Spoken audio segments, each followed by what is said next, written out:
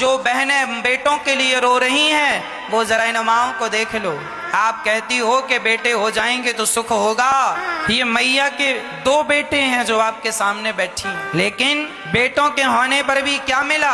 केवल बेटों से माँ को गाली मिली, सिर्फ गाली। इसलिए माँ को यहाँ आना पड़ा। मैया जी कहाँ से आई हैं आप? दिल्ली से। तो दिल्ली में कहाँ रहती हैं मैया जी आप? जगीर नगर उस्मानपुर। तो मैया जी 2 बेटों के होने पर भी आपको यहाँ क्यों आना पड़ा? मेरी कदर नहीं करते, मुझे रखते नहीं है। मेरे सामने बैठ के खाते रहते हैं, मैं पागल की तरह बैठी रहती हूँ। माँ के सामने बैठ के बच्चे खाते हैं और भोजन को भी नहीं पूछते, जबकि माँ का शरीर इतना बूढ़ा हो चुका है। तो आपके 2 बेटे हैं, तो कोई एक बेटा तो ये बोल, एक भी इस बेटे ने ये नहीं कहा कि माँ हमारे पास आओ हम सेवा करेंगे? छोटा बेटा कहता है, लेकिन उसकी बहू बहुत खराब है। वो कहती है मेरे पास मत आना, नाले में डूब के मर जाना, जमुना में डूब के मर जाना। छोटे बेटे की बहू कहती है नाले में डूब के मर जाओ, और बड़े बेटे ने नहीं कहा कि आप यहाँ रहो हमारे पास? बड़ा बेटा कहता है निकल जाओ मेरे घर से, मेरे कपड़े फेंक दिए उसने उठा करके। बड़े बेटे ने माँ के कपड़े उठाकर बाहर फेंक दिए, कहा निकल जाओ।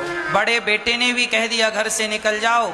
छोटे बेटे की बहू ने कह दिया नाले में कूद के मर जाओ। इस उम्र में जब ठीक से खड़ा नहीं हुआ जाता, इस उम्र में जब शरीर जर्जर हो गया है, तो बताओ फिर 2 बच्चों को माँ बाप क्यों पैदा करते? इसीलिए ना कि इस उम्र में ये सहारा बने, इसलिए तो पैदा नहीं किया कि तुम बड़े हो के मेरा बोरिया बिस्तर सामान बाहर फेंक दो। सारी जिंदगी जो माँ अपने बच्चों को अपना मेरा बेटा मेरा बेटा मेरा बेटा कहती थकती नहीं थी, उन्हीं बच्चों ने आज सामान बाहर फेंक दिया, निकल जाओ मेरे घर से। क्या यही न्याय है इन माओं के साथ? माँ का तो दिल ना दुखाओ जिसने तुम्हें जन्म दिया है, और वो भी इस उम्र में चलने फिरने की हिम्मत नहीं है। जब बच्चों की जरूरत होती है, जब बच्चों के सहारे की जरूरत होती है माँ को, तब बच्चे अपनी माँ को घर से निकाल देते हैं। कितने बच्चों ने इसलिए निकाल दिया कि माँ पैसा दो। कहाँ से लाएगी माँ पैसा? कहाँ से देगी तुम्हें पैसा? सारी जिंदगी दिया तो सही, अरे तुम्हें जन्म दे दिया है, मनुष्य के शरीर में लाकर खड़ा कर दिया, क्या ये कोई पैसे से कम था? लेकिन बच्चों का तो पेट भरता ही नहीं। पता नहीं